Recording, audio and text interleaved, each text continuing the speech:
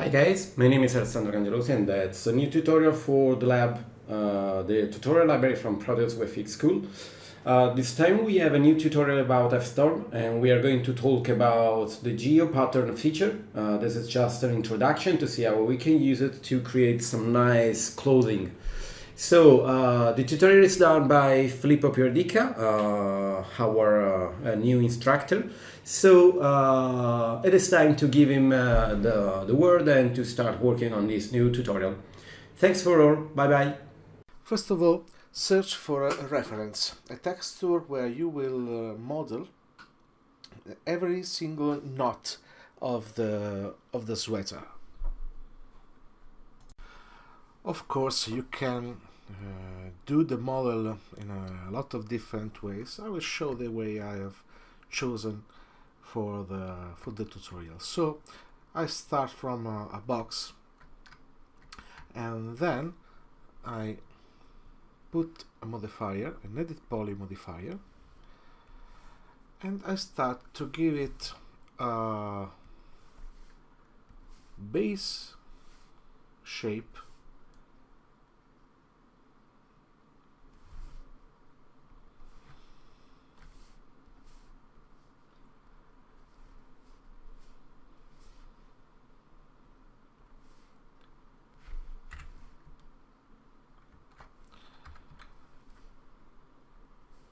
can make a chamfer on the corner.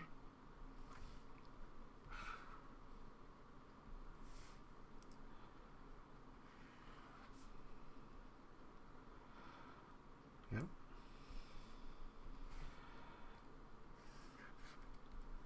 And make it a bit more smooth.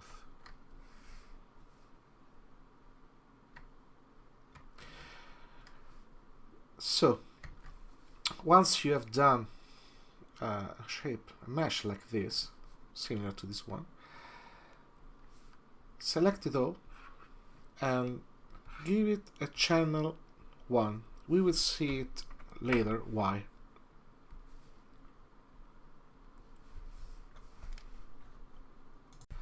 An important step, once you have done the model, is to give it the UV map. So first of all, give it a flat UV map, the base one, okay. Then unwrap, open the UV editor, and here select all the polygons and use the relax until flat. In this way we will have the texture completely flattened on the mesh.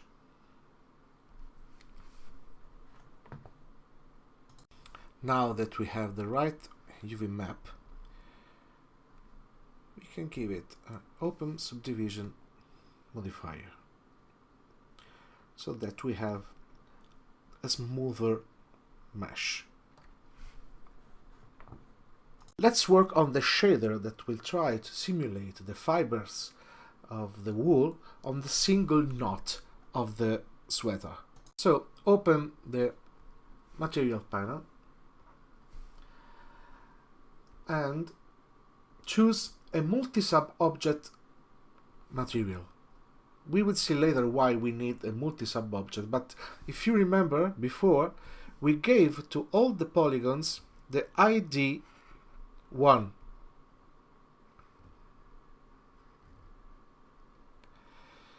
And we will see why we have to choose different channel.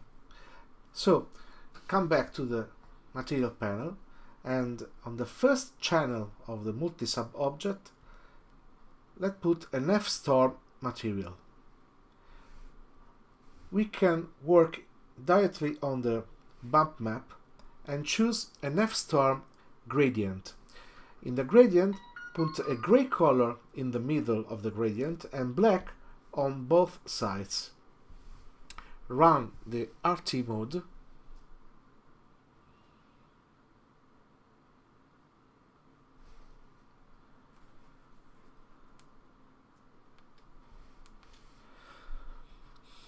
and work on the tiling to set the number of fibers you want on the knot. So I like something, yeah, something like this. As you can see, it's very clear. It's probably too much clear. We don't need to be very precise on the very detailed, but anyway, a bit of noise on the knot can help us to achieve the result, a better result. So put the gradient into an FStorm mix and mix it with FStorm scratches.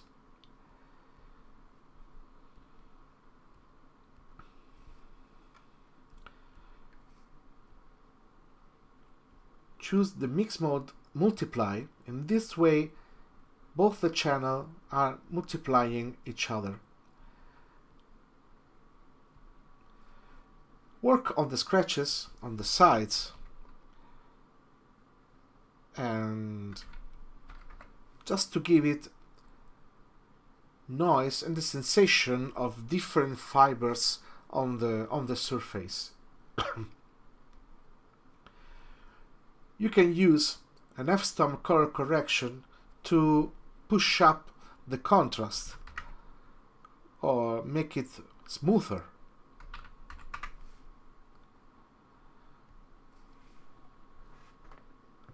So now we have finished with the bump. Remember to use the multiply in mix mode and work on the bump level. In this case, I found a good parameter on 0.1 or 0.9 centimeters. Now that we have finished with the bump mapping, we can try to add a bit of the effects of the fibers on the diffuse channel too. It's enough to copy the gradient that we used on the bump and paste it on the diffuse map. But in this case it's too dark, too gray, so choose the middle color and make it wider, not completely white, and work on the side to make them gray and not totally black. Now the knot, the single knot, is ready to be deformed to achieve a similar shape of the single knot on the reference texture. Remember to put a new edit poly after the unwrap UV map. In this way, when we modify the model, the UV map will be deformed with the mesh. So, changing the visibility of the model can help us to follow the reference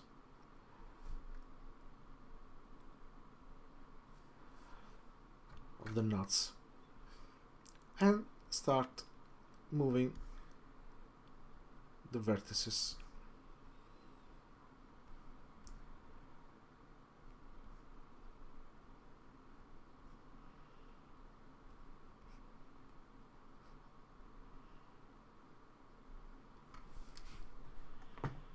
Now that we have the single knot deformed, we have to copy. We can move the pivot in the middle of the object and copy it all the times that we need to achieve a patch. the bigger is the patch, the less will be the tile effect at the end of the work. Now that I have copied the knot, in order to create a patch, what I have to be sure is that it is a tileable patch. To make this, I have created a rectangle with to form a square with 2.7 centimeter in this case, but you can make it as big as you want. But it has to be a square. So select the patch, edit poly, and copy the left side of the patch and check that to position it exactly where the corner of the square is on the original knots. So I have a vertex on this edge of the knot, you can see it. The edge of the square is on the vertex of the square is on the edge of the knot. So I have to move the knot in order to have the vertex on the edge. And I have to make the same with the lower part of the patch. I check it, it's here and here. I have to check it this. So for example, I can take this, the edge and this vertex, and I move it until I have it at the same position here. So I take as a reference this vertex, this one, and that vertex is that one, and it should be here. Now that I have copied the right side and the bottom side, I can make it a bit different only inside the square, not outside. Just to make it different from the upper part. Now we have a tileable patch, but as you can see in the way that I modeled, I have a lot of empty spaces among the knots. So I have used a push modifier to make the empty spaces, to fill the empty spaces.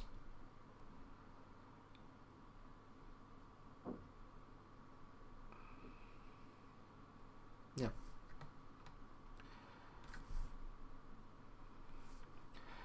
Then add an open subdivision.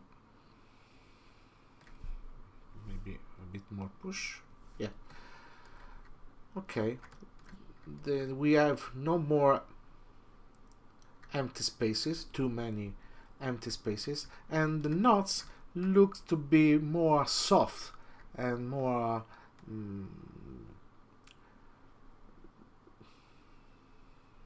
more similar to a wool made patch.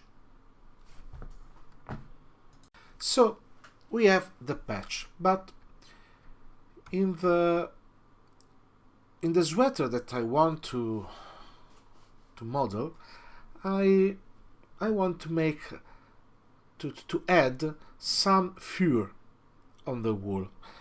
If you can see on the surface of the sweater, of everything that is made by wool, you can see always very small fur on the surface. So let's add an hair and fur modifier on the object, and we will realize the the smaller fure on the knots.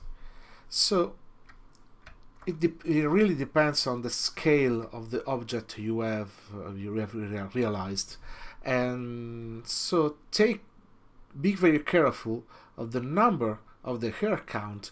I have used in this case 30,000 hair, but remember that when we will use the GeoPattern, we will store in the memory only the 30,000 hair.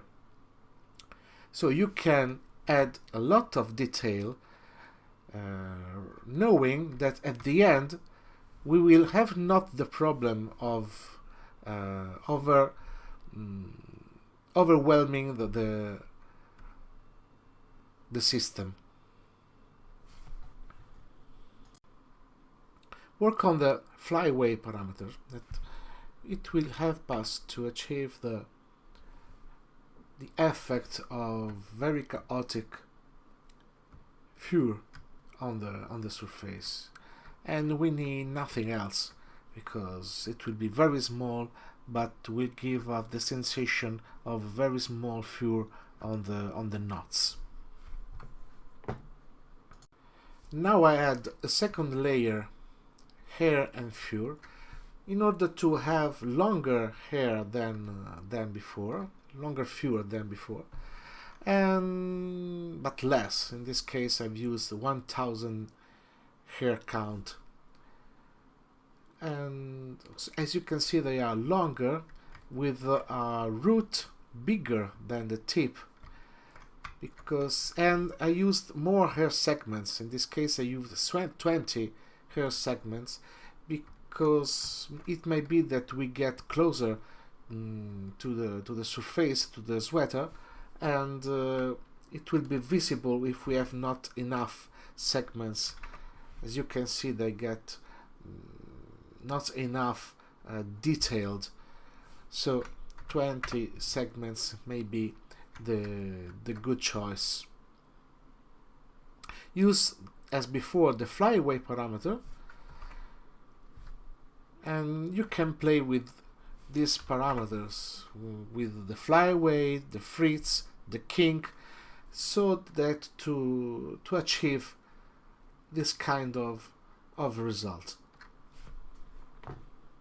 So now that we have both of the air and fure effect, we have to transform them into geometry. To make this, we have inside the tool of the hair and fure modifier the convert hair to mesh. So it will be enough to click it, and now we have a mesh with the same shape of the hair that we did before. Let's do it for the second layer of hair too. So select it, activate it, and hair to mesh. We wait because now we have much more hair count than before. Turn both them off. As you can see now, although they are off, we can see the fure because these are completely new geometry. Now that we have these two meshes, we have to select all the elements and give it the ID 2. Both for the first one, we can call it longer fure. Both for the second one, we can call it shorter fure, and select all of them and set the ID 2. Now that we have the meshes of the fure of both fure levels, let's select the patch, and with Ctrl V copy it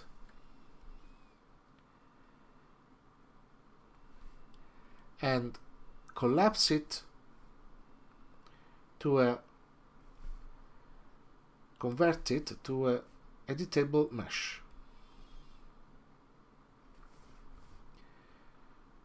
We can hide the patch we were working on. We can delete the hair and fur modifier, and we have the mesh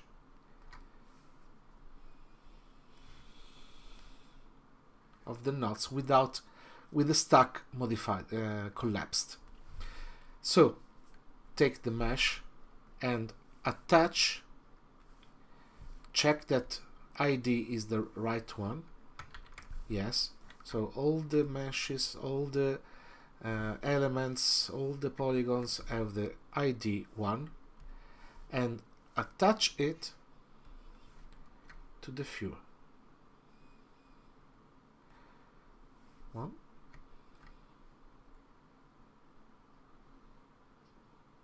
And second one. So now we have a mesh made of the patch and the fur.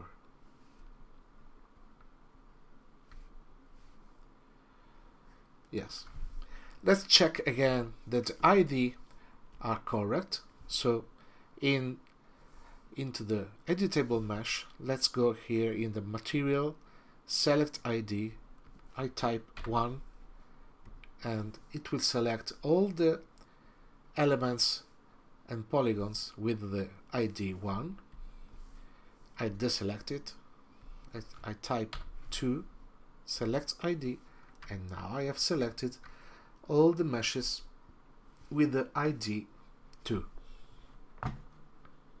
Now what we have to do is to make a mirror of the object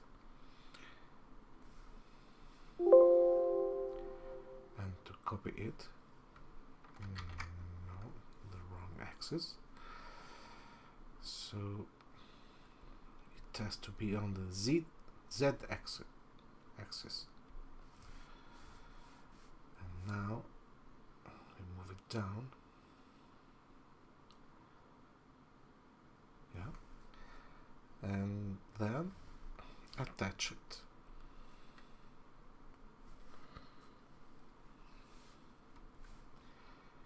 Here we go. Now that our patch is ready, we can unhide the sweater. In this case, I have a model of a sweater that I have found on internet, and then I applied a cloth simulation to simulate the sweater on the chair. But you can obviously use any kind of model that you like. The important thing is that it has to have the correct UV map, because the FStorm GeoPattern will use the UV map to distribute the patch that we have modeled. So let's select the model of the sweater and add the FStorm GeoPattern.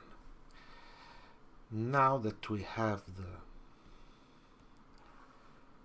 the modifier here, we can see that we have immediately where to choose the geometry for the patch. So let's select the patch, and we can see that we immediately have a box over the patch, which is describing the sides of the area that will crop the model. This means that what will be diffused on the surface is what is inside this box. And as we did a tile before, we should try to take the same point. We have a crop box of 2.7 centimeters, so it's exactly the size that we had before on the square. This is because it's a set that was present on my previous setup. So you will have to put here the same size of the square we used before as a reference. And now we can move it inside, taking care that it will take an area with no empty spaces close to the edge of the crop box. So this should be a good setup. Let's see now this other side, and it's too small, as we need to put inside the crop box the Fury 2. So we increase the crop box sides on the Z axis, and we make it grow until we have all the fur inside. So here we go. This should be enough.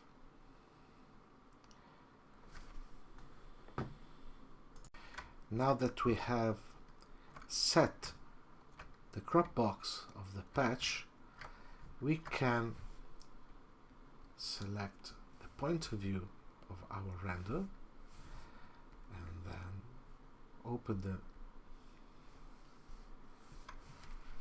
FStorm render panel and run the RT mode.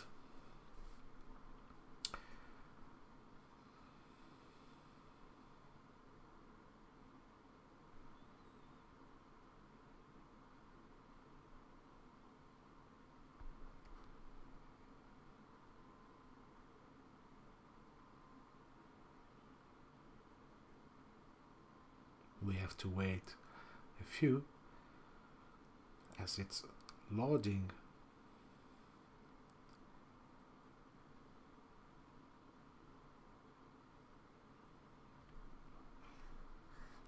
Here.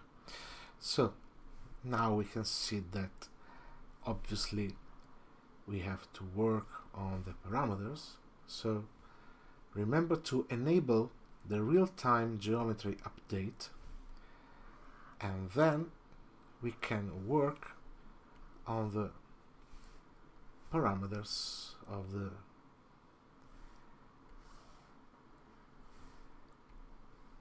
GeoPattern.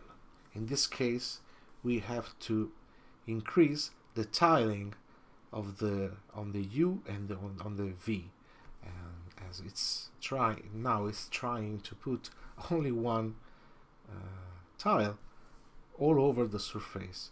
So let's increase the tiling.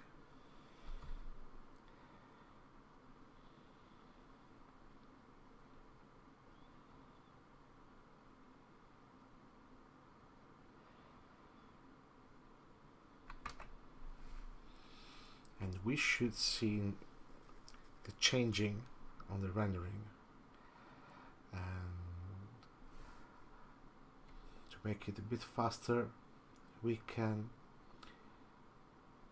render a region .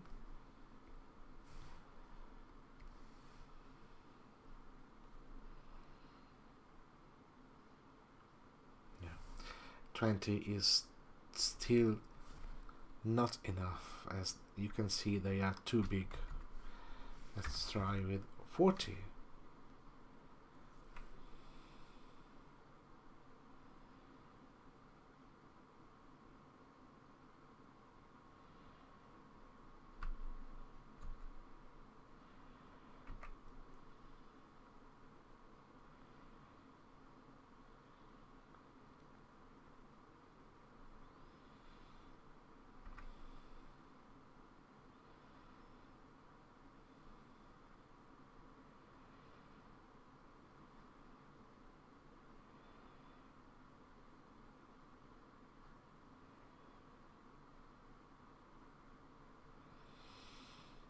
maybe a little bit more. Let's try with 60.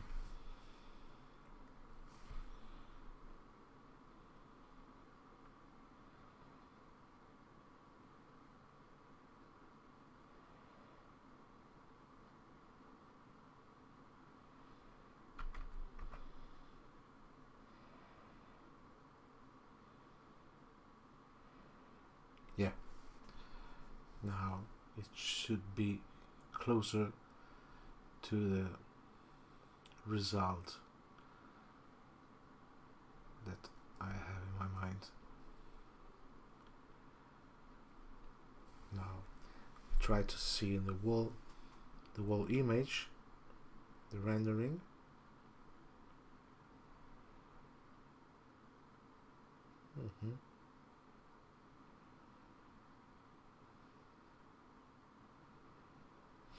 Maybe 80. Let's try with 80. I want to make them smaller.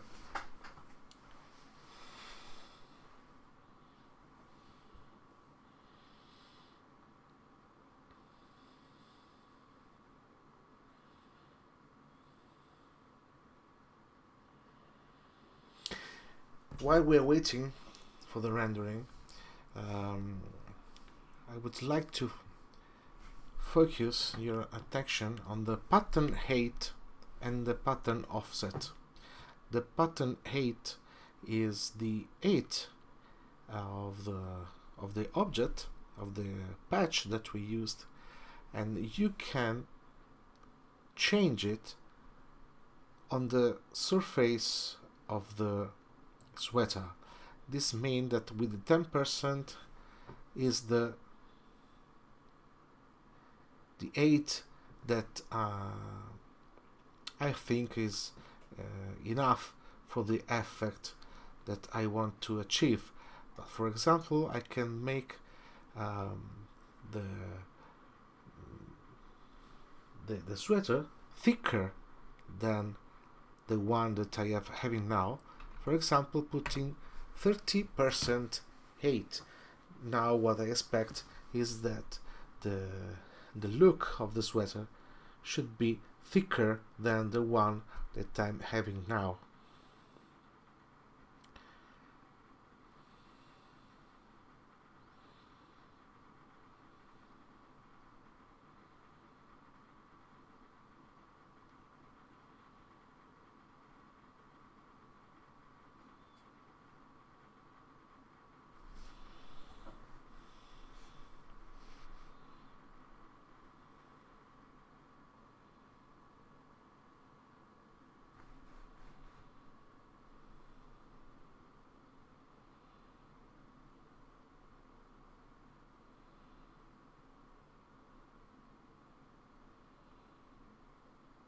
Yeah, as you can see, it grew.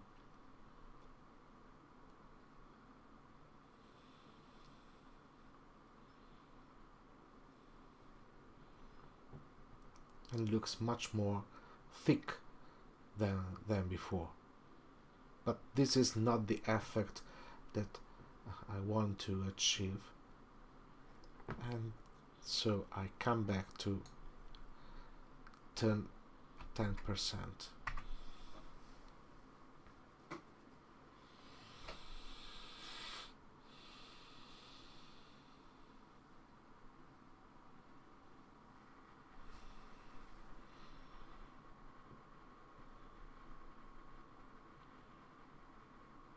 Yeah.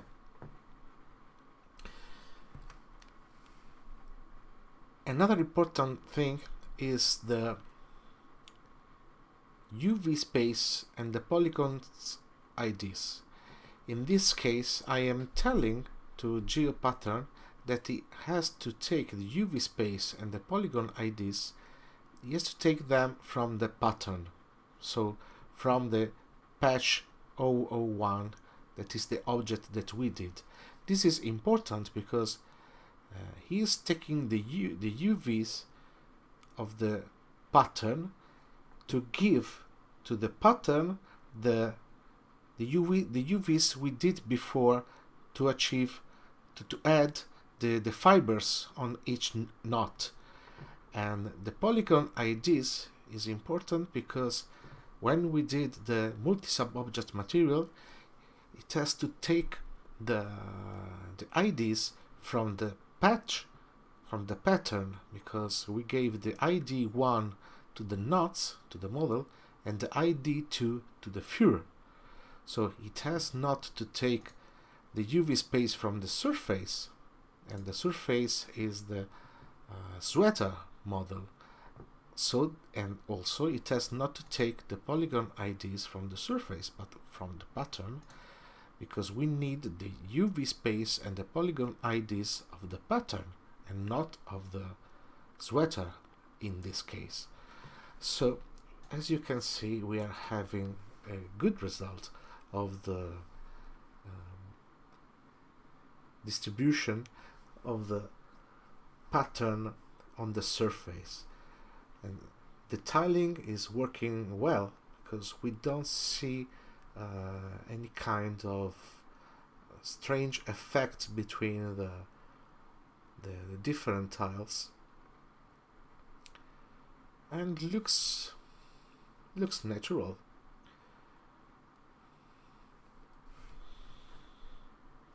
We can make some tunes on the shader, and especially on the translucency of the wall. And as we have now a translucence level of 0, and I think that usually when we see a sweater, we can see light passing through the wall. So I try to put immediately a level of 1 just to see the effect of translucency on the model, if it has effects. And we can see that we have effects on the surface, so we see if it's too much or if it is what we need.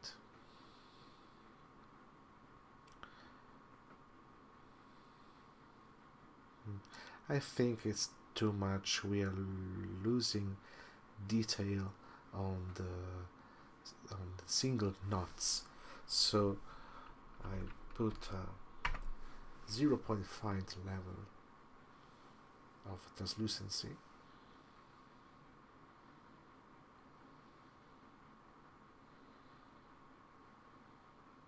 Yeah, so I have half of diffuse and a half of translucence.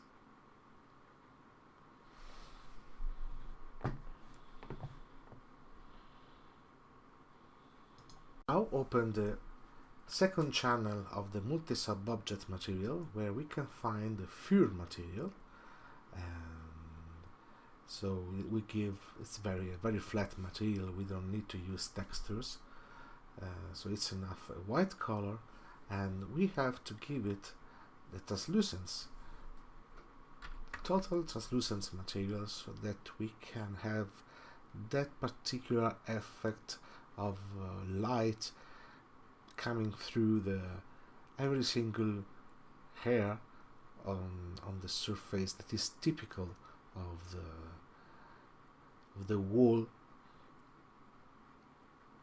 on sweaters like this, like the one that we have.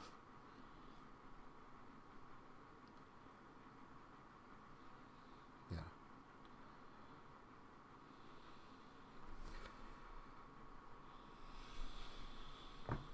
Interesting to see that we can go very close to the model, and as we have worked a lot on the details on the patch, we will have all the details that we have worked on before on the sweater, and we can get closer and closer,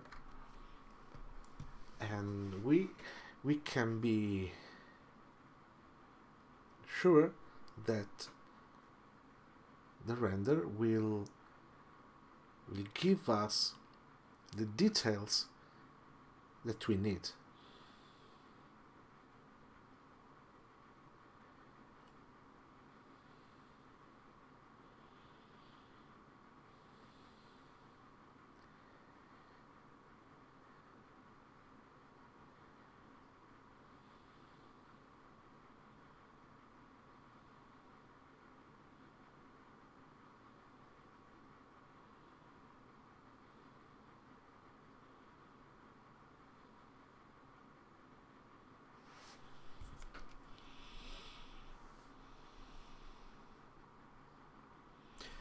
So the tutorial about the GeoPattern of FStorm is finished, and we can see on the next tutorial.